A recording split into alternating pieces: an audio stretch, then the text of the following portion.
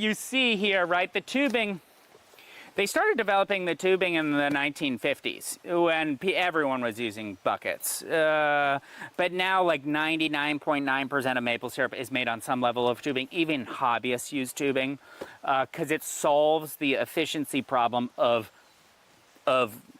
gathering sap in buckets. Like back in the day, Jenna's dad had 3,000 buckets on that ridgeline. And so every time the sap flowed, every time it got above 32, he went out and he took a bucket and put it in a bigger bucket and put the bucket back on the tree times 3,000 and then brought that sap somewhere down to... So you're just hauling buckets down the hills. You're hauling buckets, yeah. And we still use that language, hauling sap. Often now it's used to describe when people truck sap.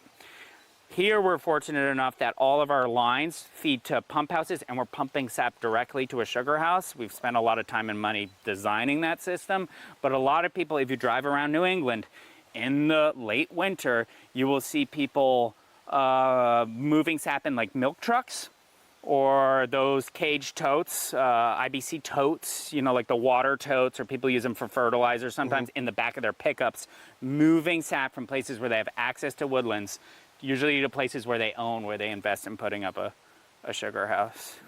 We should talk briefly a little bit more on vacuum because it's a really important thing for modern maple.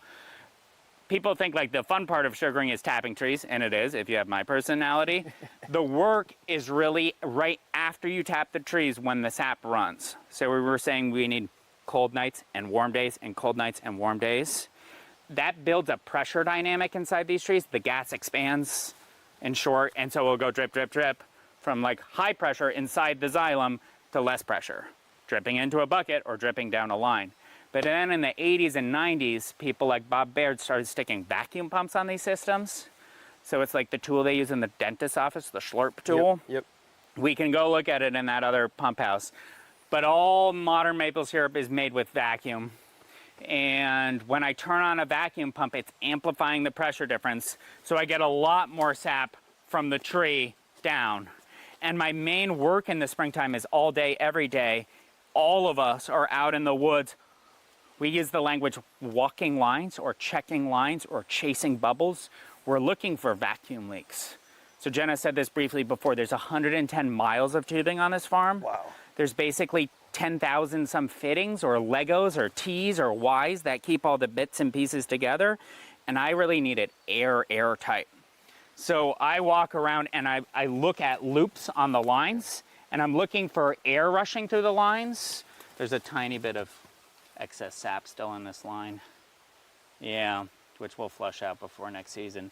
But you look at the liquid in the lines, and if I see a problem here, I'm hiking these laterals up with all my tubing fittings, splicing sections. Like Jenna said before, there's critters in the woods, there's chipmunks and squirrels and deer and bear and chupacabras and werewolves and everything, and they're chewing on the tubing. And when they chew on the tubing, I'm not worried it's a spot where it'll go drippity drip drip. It's an air leak. So if we lose the power here, I'm losing power from the farthest tree 1.5 miles over the ridgeline. It's a closed contiguous spider web of plumbing. And when you have leaks, it's bringing down the yields.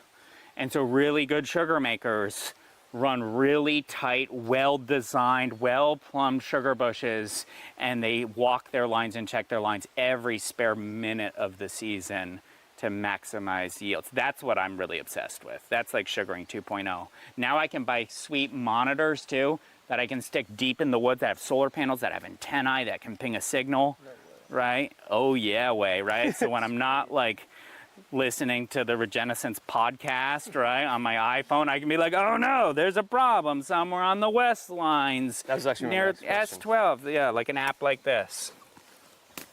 This one's called CDL. We also run one called Farm Blocks, which is pretty sweet. Because that was gonna be my question too. Do you have all these back at Baird HQ mapped out to where, or is through app in your head? We know most of them. So this farm has all the tools and tech, mostly of a fancy modern farm. It's still a little old school. Like the really fancy places, they GSI map the whole thing. And they do contour lines. So you can design a tubing system from your computer now to a certain extent. You can price out big things. Like you can be like, oh, I know I'm gonna need 5 miles of 2-inch pipe, and I know I'm gonna need 10 miles of 1.5-inch pipe. Yeah. And you can lay it out that way. We don't do that here. We do it old school. So if you do it enough, I know the big lines need to be at the lowest point. And I know we turned here for a reason, because there's a property line there, but I'm also trying to keep the lines at the lowest possible grade possible so I can capture as many trees as possible above me.